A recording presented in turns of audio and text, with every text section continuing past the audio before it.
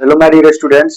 तो आप सभी को मेरा यूट्यूब चैनल एसएमएस क्लास 10 के पे स्वागत है। तो आज मैं जो ज्योग्राफी जो आपका सब्जेक्ट है उस जो चैप्टर नंबर 1 का क ना अध्याय 1 का क भूमि संसाधन है उसके बारे में पढ़ने का प्रयास करेंगे। इससे पहले मैं पढ़ा चुका हूँ, ठीक है। तो आप लोग जाकर के उसको देख लीजिए। तो भूमि संसाधन के बारे में आज पढ़ेंगे, भूमि संसाधन क्या होता है, ठीक है। तो देखते हैं भूमि संसाधन के बारे में पढ़ेंगे। तो बाबू लिखेंगे भूमि संसाधन, जो टॉपिक आपका हो गया भूमि संसाधन। इसके बारे में पहला पार्ट लिखेंगे कि भूमि संसाधन भूमि प्राकृतिक संसाधन है। भूमि कैसा है? तो भूमि जो होता है भूमि प्राकृतिक संसाधन है। भूमि प्राकृतिक संसाधन है। भूमि क्या है? तो भूमि प्राकृतिक संसाधन होते हैं, ठीक है। तो भूमि कैसे संसाधन है? जमीन आपका क्या है, जैसे आप लोग क्या करते हो, जमीन ना, मृदा, तो ये सब कैसे संसाधन है? तो ये सब प्राकृतिक संसाधन है। तो वही लिखिए इसके बारे में कि भूमि कैसा है। भूमि प्राकृतिक संसाधन है। उसके बाद लिखेंगे इसके बारे में कृषि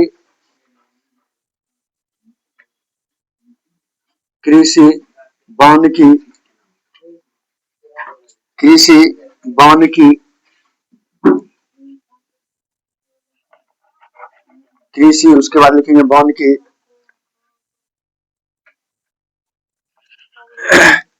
कृषि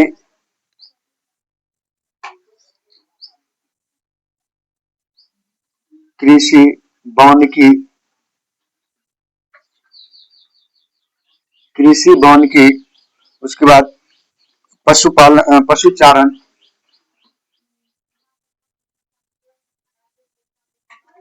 पशुचारण।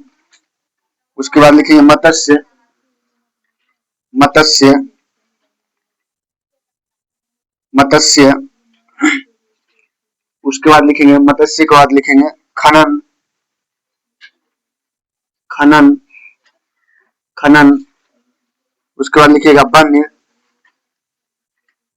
वन्य जीवन परिवहन जीवन परिवहन परिवहन जीवन परिवहन संचार संचार। जैसे आर्थिक क्रियाएं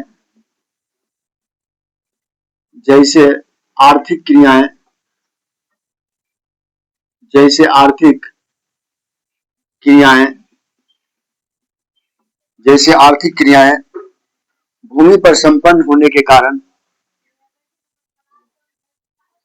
भूमि पर संपन्न भूमि पर संपन्न होने के कारण होने के कारण भूमि पर संपन्न होने के कारण यह मौलिक संसाधन है। यह कैसा संसाधन है? यह मौलिक संसाधन है। यह मौलिक संसाधन है। यह मौलिक संसाधन है। देखो बाबू, कह रहा है कि आप समझिएगा कि भूमि संसाधन के बारे में हम जानने का प्रयास करेंगे। तो कह रहा है कि आप एक भूमि कैसी संसाधन है? एक प्राकृतिक संसाधन है। भूमि कैसा संसाधन है? एक प्राकृतिक संसाधन है। हमारे जीवन में जितना भी कार्य होता है, चाहे वो परिवहन हो, चाहे वो मत्स्य पालन हो, चाहे जितना भी चीज हम अपने संसाधनों की पूर्ति करते हैं या जो भी हम अपने एक्टिविटी करते हैं, क्रियाएं करते हैं, ठीक है, शारीरिक मानसिक, वो सब किस पे करते हैं? भूमि पे करते हैं।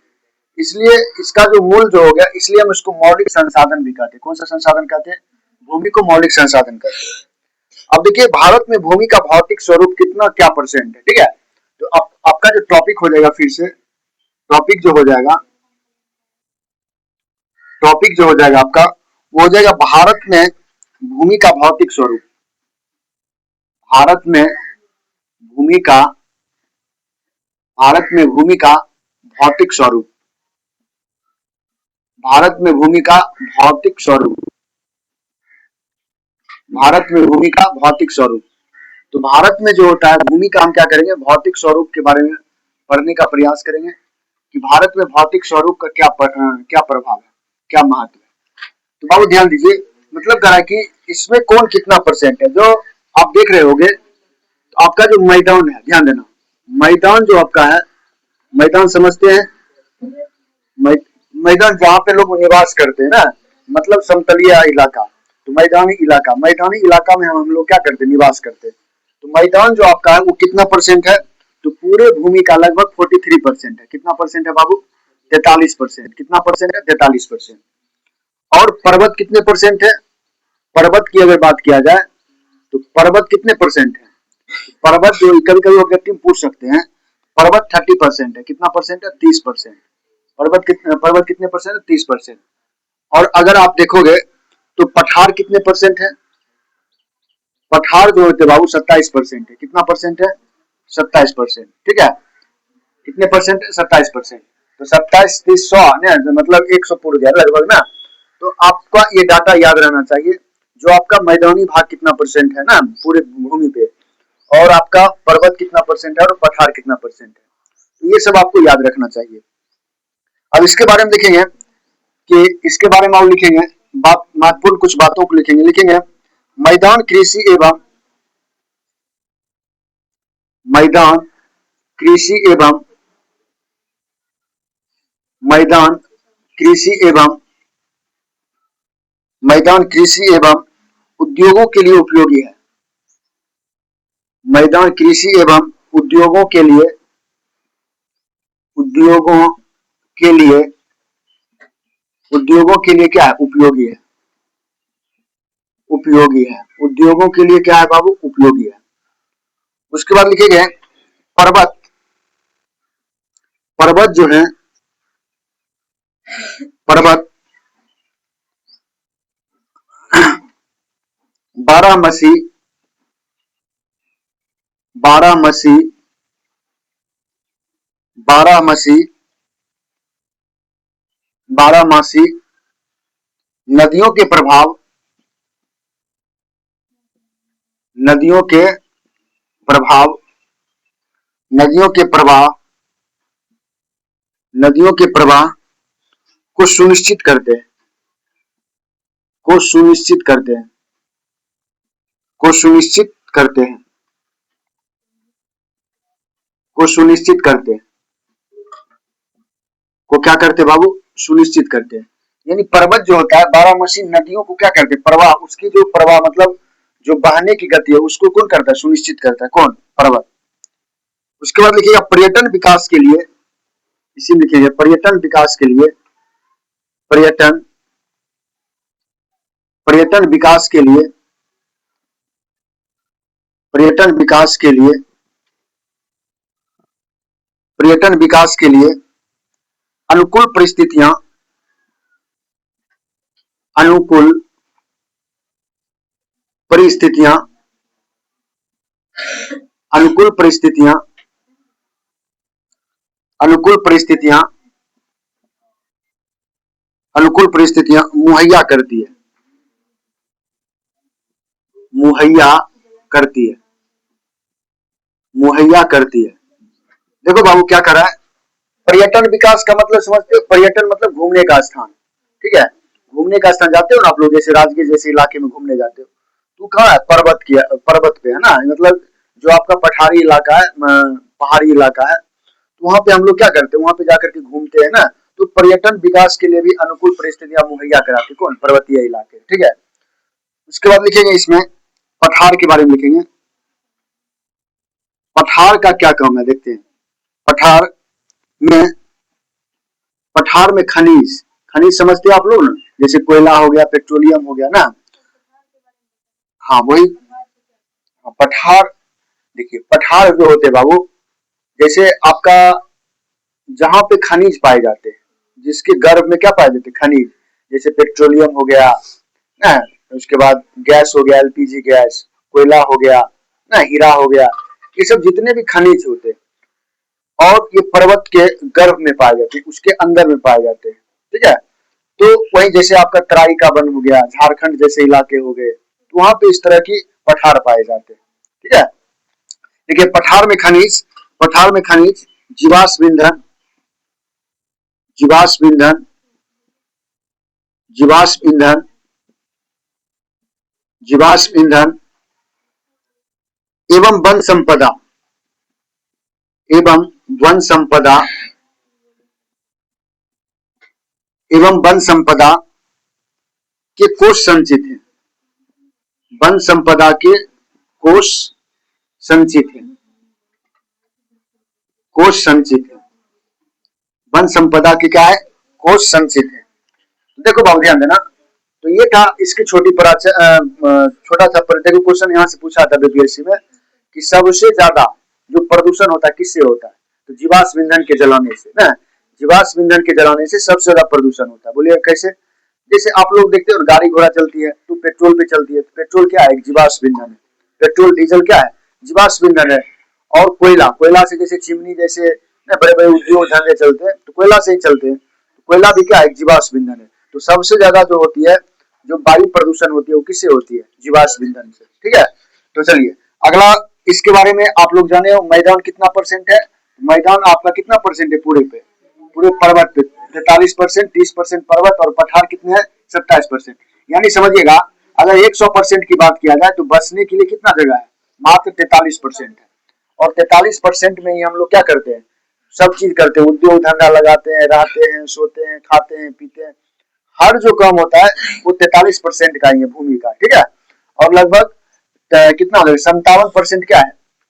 57% आपका पठार है और पर्वत है। ठीक है, समझ रहे हैं ना? अब थोड़ा हम इसके बारे में अगला टॉपिक जो पढ़ेंगे मृदा के बारे में। मृदा किसको कहते हैं? मृदा समझते हो? जिसको मिट्टी। ठीक है, अगला टॉपिक जो होगा मिट्टी। क्या हो जाएगा वो? मिट्टी के बारे में समझेंगे। मिट्टी किसको कहते हैं? मृदा। टॉपिक क्या हो जाएगा? टॉपिक हो जाएगा मृदा। टॉपिक क्या हो जाएगा वो? मृदा, जिसको मिट्टी कहते हैं। ठीक है, तो मृदा के बारे में पढ़ेंगे। मृदा क्या है?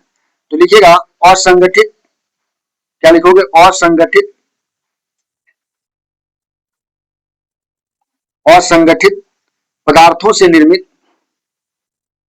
असंगठित पदार्थों से निर्मित, असंगठित पदार्थों से निर्मित, असंगठित पदार्थों से निर्मित पृथ्वी की, पृथ्वी की, पृथ्वी की सबसे ऊपरी पतली, सबसे ऊपरी, सबसे ऊपरी पतली परत, सबसे ऊपरी पतली परत, पतली परत मृदा कहलाती है। मृदा कहलाती है।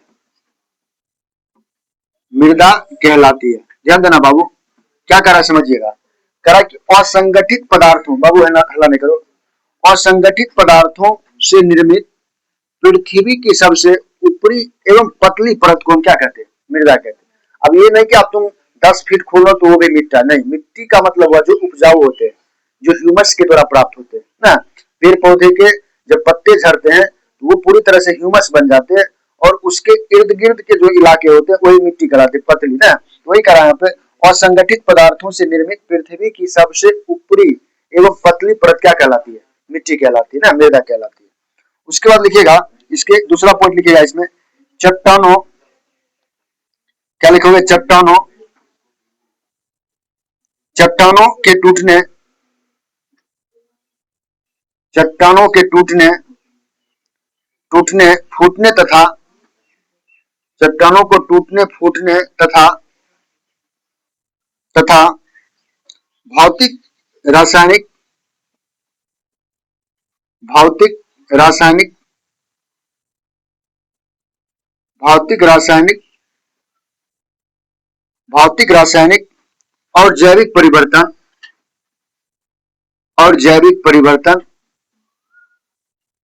और जैविक परिवर्तन, जैविक परिवर्तन से मृदा का निर्माण होता है। जैविक परिवर्तन से मृदा का निर्माण होता है। मृदा का निर्माण होता है। मृदा का क्या होता है? निर्माण होता है। मृदा का निर्माण होता है, यानी समझिएगा करा कि चट्टानों के टूटने फूटने तथा भौतिक रासायनिक और जैविक परिवर्तन से क्या होता है? मृदा का निर्माण होता है। क्वेश्चन पूछेगा कि मिट्टी का निर्माण कैसे होता है? तो चट्टानों के टूटने फूटने तथा जैसे भूकंप आया तो ढह गया, फिर वो क्या हुआ? टूट फूट गया। ठीक है, और जैविक का मतलब हो गया जैसे कीड़ा मकोड़ा क्या होता है? गंदगी चीज को खा करके पचा उचा देता है तो वो भी क्या बन जाता है? मिट्टी बन जाता है। तो वही करा कि भौतिक रासायनिक भौतिक, रासायनिक और जैविक परिवर्तन। जैविक परिवर्तन से क्या होता है? मिट्टी का निर्माण होता है। उसके बाद लिखिएगा, इसके बारे में और लिखेंगे मृदा परितंत्र का एक महत्वपूर्ण घटक है। मृदा जो है परितंत्र, मृदा परितंत्र का एक महत्वपूर्ण, परितंत्र का एक महत्वपूर्ण घटक है। महत्वपूर्ण क्या है बाबू? घटक है। ठीक है, ये सबसे जो है ये प्राकृतिक का सबसे क्या है? अनमोल रत्न है ना। ये सबसे ज्यादा क्या है? ये महत्वपूर्ण है, इंपॉर्टेंट है, क्योंकि बिना मिट्टी के हम क्या होते? कोई खाद्यान्न फसल भी नहीं उगा पाएंगे ना। हमारे जो हर संसाधन सब मिट्टी पर ही होता है। चलिए अगला लिखेंगे, इसके बारे में अगला पॉइंट लिखेंगे मिट्टी के बारे में। मृदा नवीकरणीय प्राकृतिक संसाधन है। मृदा कैसे संसाधन है? तो मृदा नवीकरणीय संसाधन है। नवीकरणीय संसाधन है। मृदा कैसे संसाधन है? नवीकरणीय प्राकृतिक, नवीकरणीय प्राकृतिक, नवीकरणीय प्राकृतिक संसाधन है। नवीकरणीय प्राकृतिक संसाधन है। मृदा कैसे संसाधन है? तो मृदा नवीकरणीय प्राकृतिक संसाधन है। तो मृदा हमारे कैसे है? नवीकरणीय प्राकृतिक। नवीकरणीय समझते हो ना, आप लोग पढ़ाए थे पिछले क्लास में। तो वैसा संसाधन जो मुझे एक बार अगर यूज हम कर लिए तो कम समय में फिर से हमें वो प्राप्त हो जाए, तो उसको हम नवीकरणीय। जैसे मिट्टी, हाँ, सूर्य प्रकाश तो पुनः प्रतियोगी या नवीकरणीय हो गया ना। तो नवीकरणीय और अनवीकरणीय के बारे में मैंने पिछले क्लास में आपको बढ़िया समझा दिया था। ठीक है, तो आप लोग देखे होंगे ये मिट्टी का क्या था? संक्षिप्त परिचय था। मिट्टी किसको कहते हैं, मिट्टी कैसे संसाधन होते हैं, मिट्टी का निर्माण कैसे होता है। ठीक है, चलिए अब देखिए मृदा निर्माण के कारक के बारे में। इसका मुख्य कारक क्या है? जो मिट्टी का निर्माण होता है इसका मुख्य कारक क्या होता है? ठीक है, तो आप लोग इसको उतार लीजिए जल्दी जल्दी। ठीक है, अगर समझने में किसी को दिक्कत है तो बाबू ये जो था आपका मिट्टी के बारे में। और आपने देखा भूमि संसाधन किसको कहते हैं, आपने देखा मैदान कितना परसेंट है, पर्वत कितना परसेंट है। ठीक है, तो ये सब आपने देखा। उसके बाद मैदान एवं उद्योग के लिए क्या क्या उपयोगी होता है, उसके बाद मिट्टी क्या होता है, ये सब के बारे में मैंने आपको समझाया है। ठीक है, तो फिर जो होगा, मैं अगला जो अब टॉपिक होगा वो होगा मृदा निर्माण के कारक। मृदा निर्माण में कौन कौन से कारक सहायक होते हैं उसके बारे में पढ़ने का अगले वीडियो में प्रयास करेंगे। ठीक है, तो अगर अच्छा लगा हो तो मेरा चैनल, यूट्यूब चैनल, उसको सब्सक्राइब करें, बेल आइकन दबा दें और ज्यादा से ज्यादा अपने दोस्तों में शेयर करें। धन्यवाद। फिर से मिलते हैं नेक्स्ट टॉपिक के साथ नेक्स्ट वीडियो में। ठीक है, चलिए अगला जो आप पढ़ेंगे